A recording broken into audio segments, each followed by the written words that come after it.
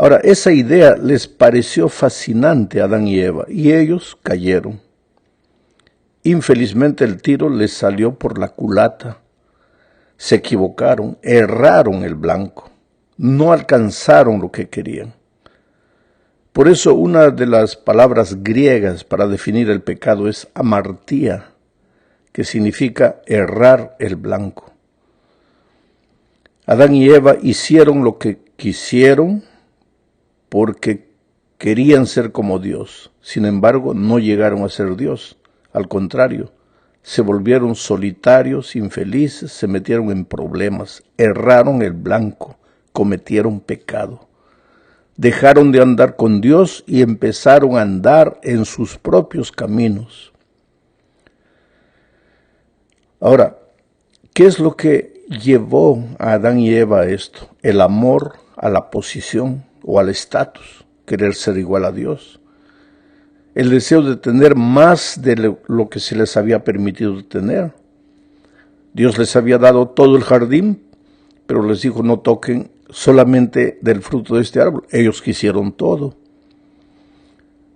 Pues ese deseo del estatus y de tener más de lo que querían o que podían tener llevó a nuestros primeros padres a la ruina. El compañerismo diario con el Padre en ese momento fue interrumpido. Entonces ellos se escondieron de Dios entre los árboles. Imagínate, como si alguien pudiera esconderse de Dios. Pero ahora date cuenta una cosa, Adán y Eva no fueron atraídos por la riqueza. ¿Qué riqueza había en el árbol? El fruto no era un fruto de oro o de diamante. No eran millones de dólares que colgaban del árbol de la ciencia del bien y del mal. Lo que prueba que no son solo apenas las riquezas que pueden separarnos de Cristo. Es el amor al dinero, sea poco o sea mucho. Es el apasionado deseo de alcanzar bienes materiales. Ese deseo puede convertirse en una terrible maldición que puede alejar el alma de la salvación. Satanás sabe esto y por eso usa el amor por las cosas materiales para hacer que el cristiano coloque a Jesús en segundo plano. No que lo saque de su vida, sino que lo coloque en segundo plano. Solo que nuestra única protección de este problema es conservar la mirada en Cristo, propositadamente. No de casualidad, no si estoy con ganas, si tengo tiempo.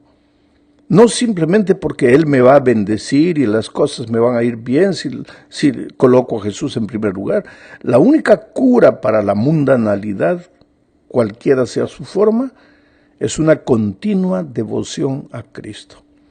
Hebreos capítulo 11, versículo 26 dice que Moisés fue victorioso porque consideró que sufrir el oprobio de Cristo era una riqueza mayor que los tesoros de los egipcios. Quiere decir, Moisés colocó a Jesús en primer lugar, no por casualidad, sino propositadamente. Se determinó en su corazón, decidió, tomó la decisión consciente de que esto sería así. Dios estaría en primer lugar, lo demás estaría en segundo plano. Cristo pues debe ser nuestra prioridad máxima.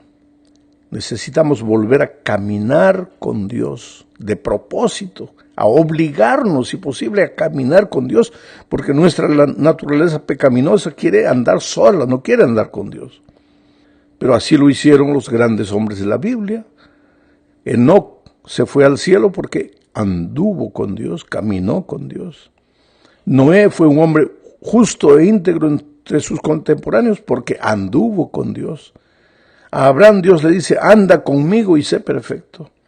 David fue el hombre conforme al corazón de Dios porque se determinó a andar con Dios en la tierra de los vivientes.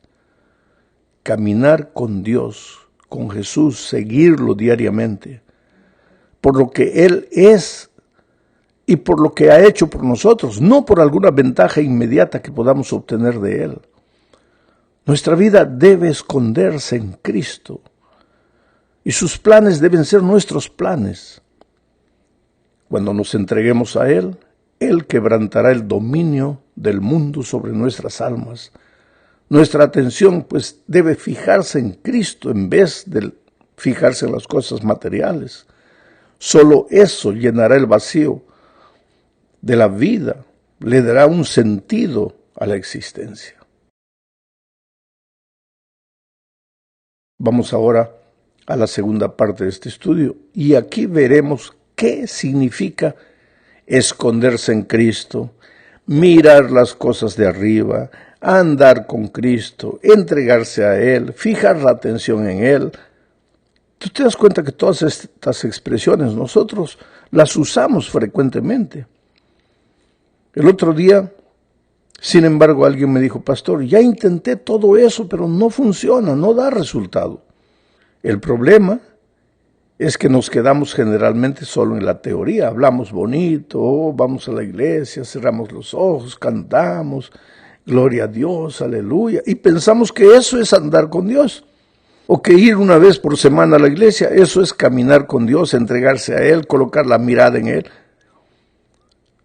Nos quedamos solo en la teoría, no entramos en el terreno de la práctica. El andar con Dios, el caminar con Dios, el colocar a Dios en el primer lugar en nuestra vida es algo práctico y muchas veces doloroso. Digo, ¿por qué doloroso?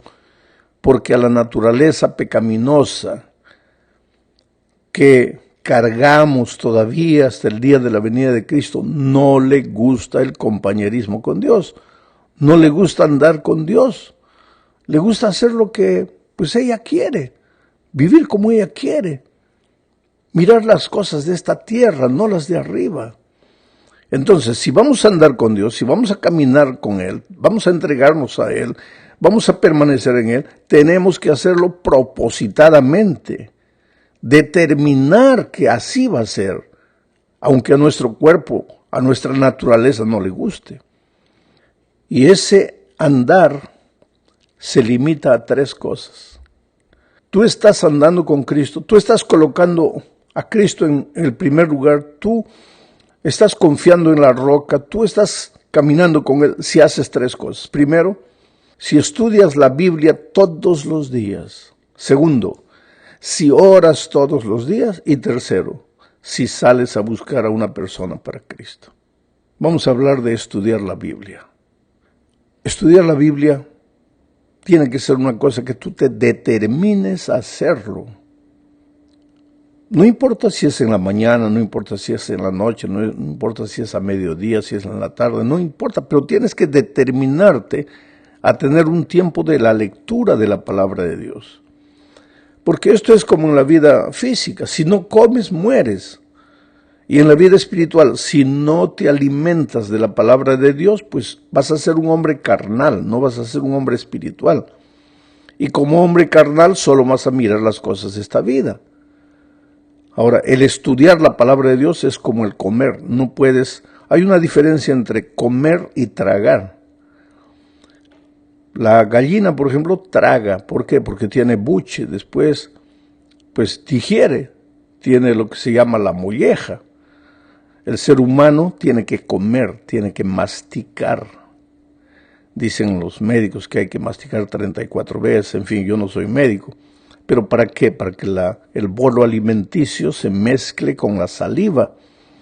Y entonces, pues, la digestión sea mucho más fácil. En la medida que masticas bien, que comes, que sientes el sabor de la comida, pues vas a tener una vida saludable. El estudio de la palabra de Dios es igual. Tú no puedes sentarte a leer un versículo y salir corriendo, ¿no? Lee un versículo que sea, pero medita en el versículo. Piensa qué es lo que ese versículo te está diciendo a ti. ¿Qué es lo que Dios está hablándote a ti en las circunstancias presentes? Porque la circunstancia presente que yo vivo en este momento puede no ser la tuya. Por ejemplo, si tú estás en este momento con un hijo en el hospital, entre la vida y la muerte, y tú agarras la Biblia y lees un versículo, ese versículo te va a decir a ti otra cosa diferente de a mí. ¿Por qué? Porque yo en este momento no tengo, por la gracia de Dios, un hijo en el hospital. Si acabas de perder a la esposa, te va a decir ese versículo un mensaje que a mí no me lo va a decir porque yo estoy con la esposa viva. Quiere decir, cada uno tiene que leer el texto bíblico y tratar de entender qué es lo que Dios me está queriendo decir aquí. Tampoco vale la pena que agarres la Biblia. Voy a terminar este año de leer la Biblia 2 veces. Ahí llega la noche, lees, pero no entiendes nada. Eso en la vida física le diríamos que es tragar. Comes, pero no masticas. Tienes que leer un trecho de la Biblia y meditar. Por ejemplo, tomas la lección de la escuela sabática. Lees la pregunta, lees la respuesta, piensas, sacas tus conclusiones. Si no has entendido bien, pues escuchas el comentario. Y el comentario te ayuda a entender algunas cosas que no has entendido. Ahora tampoco puedes tú cerrar la Biblia, escuchar solo el comentario y pensar que con eso ya has pasado tiempo con Dios. Claro que el comentario te ayuda, pero es mucho mejor que tú mismo mastiques la palabra de Dios. En el siguiente punto de la lección vamos a hablar de la oración. Este es otro de los instrumentos de comunión con Dios. La oración no es repetir frases que has aprendido. Padre nuestro que estás en los cielos, santificado sea tu nombre. No. La oración, dice el Espíritu de Profecía, es abrir el corazón a Dios como a un amigo. ¿De qué hablan los amigos cuando se encuentran? Hablan de todo. Entonces, haz eso con Dios. Conversa con Él. Siéntate, arrodíllate o acostado en la cama, medianoche te despiertas, abre tu corazón y habla con Dios. Cuéntale lo que estás haciendo, lo que estás sintiendo, los pensamientos que te perturban, tus temores, tus dudas, tus aflicciones. Habla con Dios. La oración no es para que le informes a Dios de lo que te está pasando, porque Dios ya sabe, Dios es Dios. Dice el propio Señor Jesucristo, vuestro Padre ya lo sabe antes que se lo pidáis. Entonces, ¿para qué tengo que contarle todo si Él ya sabe? No es para informarle, es para que tú pases tiempo con Él, porque a través de la Biblia Dios te habla. A través de la oración tú le hablas a Dios, tú le respondes a Dios. Tú te sientes acompañado, tú sientes que estás con Él, tú no te sientes solo. Saca toda la basura de tu corazón, las amarguras, los rencores, los motivos. Si hay una persona que te hirió, cuéntale a Dios con detalle qué es lo que esa persona te hizo. ¿Para qué?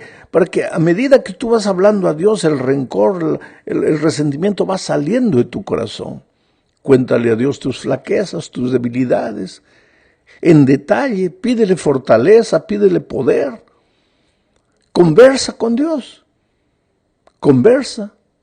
Cuéntale en la noche, por ejemplo, todo lo que has hecho durante el día, con detalles. Te vas a pasar 1, 2, 3 horas conversando en tu mente con Dios.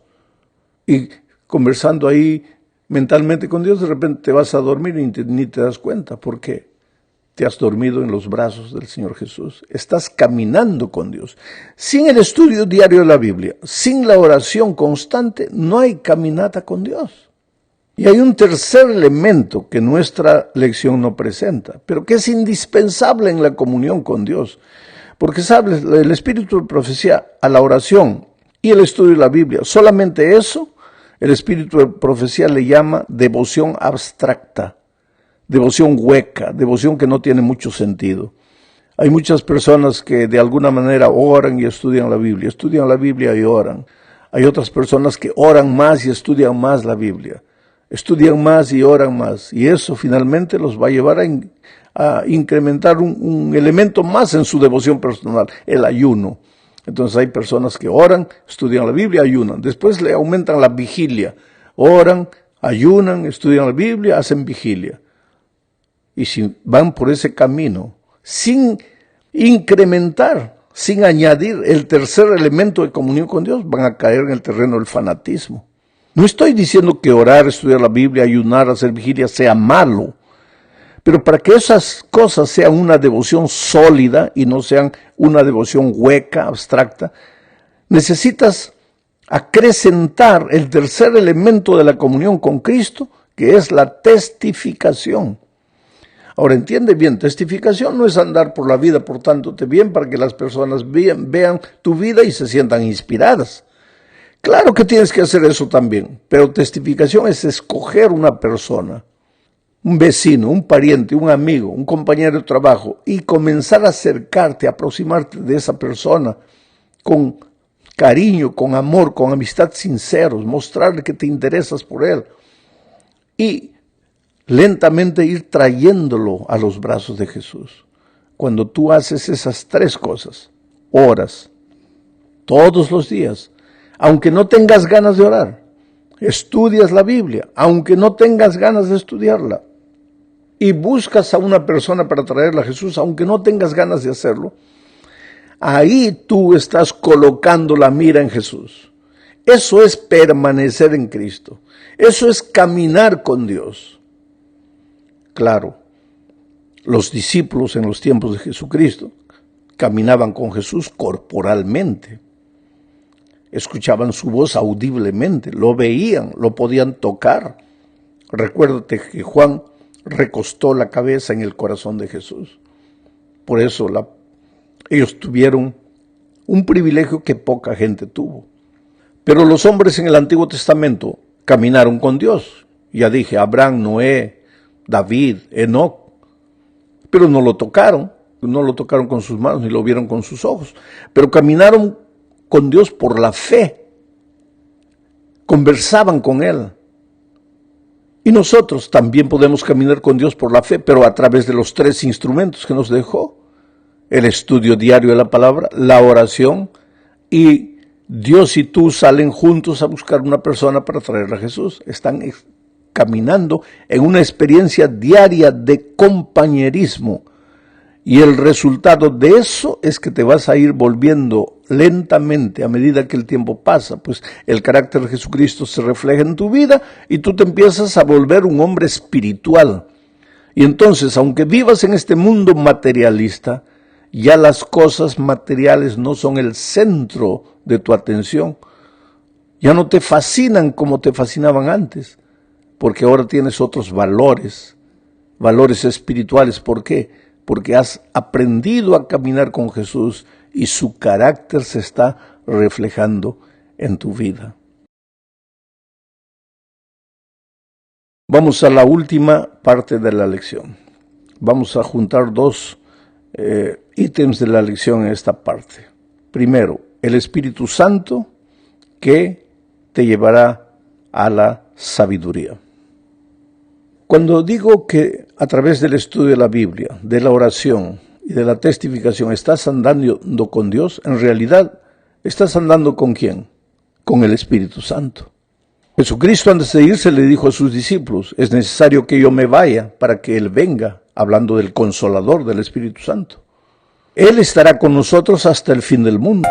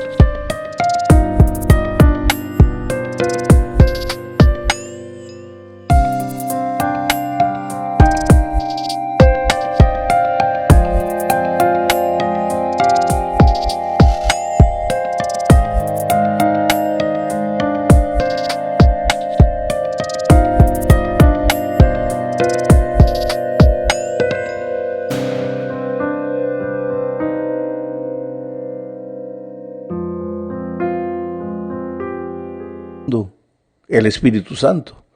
Él nos guiará, entonces oirás palabras de ti que dirán: este es el camino, andad en él.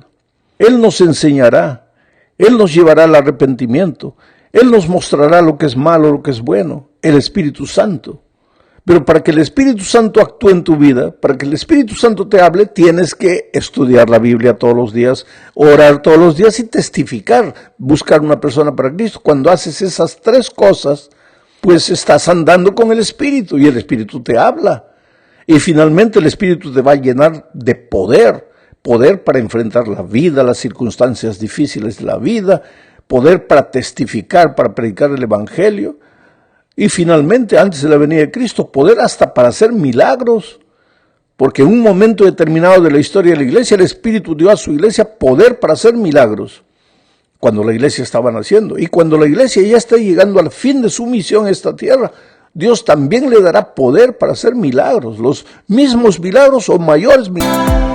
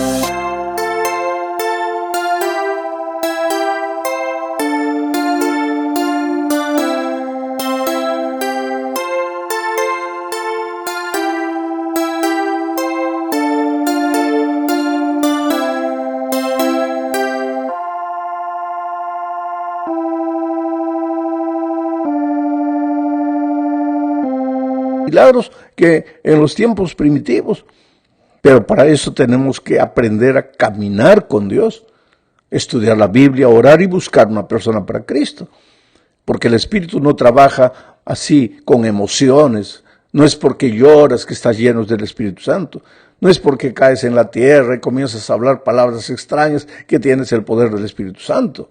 El Espíritu Santo es un asunto de vida práctica, oración, Biblia y buscar una persona para Cristo. Ahora, una de las cosas bellísimas que el Espíritu Santo hace en la vida es darte sabiduría.